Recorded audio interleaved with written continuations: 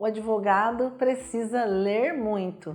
E não somente esses livros que vocês estão vendo aqui, mas vários temas de várias disciplinas. E eu trouxe para vocês esse autor que eu gosto bastante, é o Shal Arthur. Ele tem 2 livros, eu comprei esse segundo, que é um livro mais raro, e a tradução dele é no português de Portugal, mas eu me apaixonei por esse livro aqui. Esse livro se chama O Jeito Harvard de Ser Feliz. É muito interessante porque o autor, ele é um grande pesquisador de Harvard. E ele conta que ele entrou em Harvard, na universidade, e ele ficou muito feliz por estar naquela universidade, porque ele era do Texas. E ele achava quase improvável que ele entrasse em Harvard, que é uma das melhores universidades, se não a melhor dos Estados Unidos. E quando ele terminou a faculdade, ele gostaria de ficar mais, tal era o apreço que ele tinha, o carinho pela universidade. E ele entrou em um projeto convidado por um professor da área de psicologia, que era o projeto do tema, era uma nova disciplina que estava sendo lançada em Harvard, que se chamava Felicidade. Então ele foi chamado, e parece uma coisa estranha pensar, tem uma disciplina em Harvard que se chama Felicidade. E eles estudam de forma científica. E qual era o projeto? Ele iria fazer uma pesquisa com os alunos. E ele permaneceu nessa pesquisa durante 12 anos. E esses livros são frutos do seu trabalho. Nessa pesquisa, o que ele percebeu? Que para ele, quando ele entrou na universidade, era algo que o tornava muito feliz, era estar na universidade. Mas ele começou a perceber que vários alunos da universidade não se sentiam, à medida que as matérias foram dificultando, a carga de estudo, de leituras foi aumentando, eles se tornaram cada vez mais fechados e eles não socializavam mais com seus companheiros. Muitos desses não iam mais nos refeitórios, ficavam nos seus quartos estudando, não faziam mais grupos de estudo, alguns nem participavam mais do esporte, do futebol americano, né? Então eles têm grandes times, não fazia nada senão ficar estudando. E o que ele percebeu com essa pesquisa? Que esses alunos que começaram a se fechar, ficaram ansiosos, estressados por conta do estudo, cada vez eles iam piorando o seu desempenho na universidade. Mas tinha um outro grupo de alunos que criaram grupos de estudos, que continuaram com suas atividades normais, iam ao refeitório, mas que eles também participavam dos esportes, não pararam nada. Esses alunos aumentaram o desempenho escolar.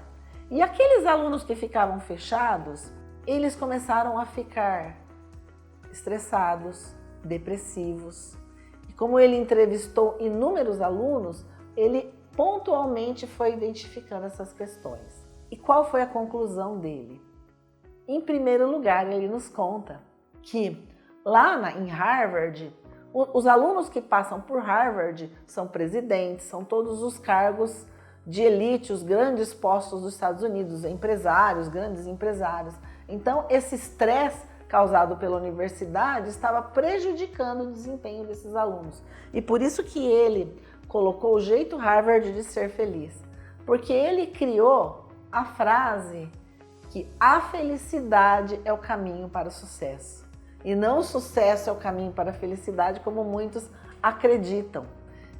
E é interessante porque nós, em todas as situações da nossa carreira profissional, na vida do advogado, na nossa vida de relacionamento familiar, relacionamento a dois, a gente sempre está ansioso por algo. Uns anseiam por se casar, outros anseiam por se separar e outros para terem filhos. Mas o importante que ele nos diz é que nós devemos ter o conjunto, estarmos sempre felizes. Ele traz várias definições da questão de trabalho, da importância de ter um propósito, que o trabalho não seja para você, jovem advogado, apenas algo que você cumpra o seu horário para ir embora. Não, que ele seja algo que te dê felicidade, que ele te dê alegria, porque você cumpre com o seu propósito.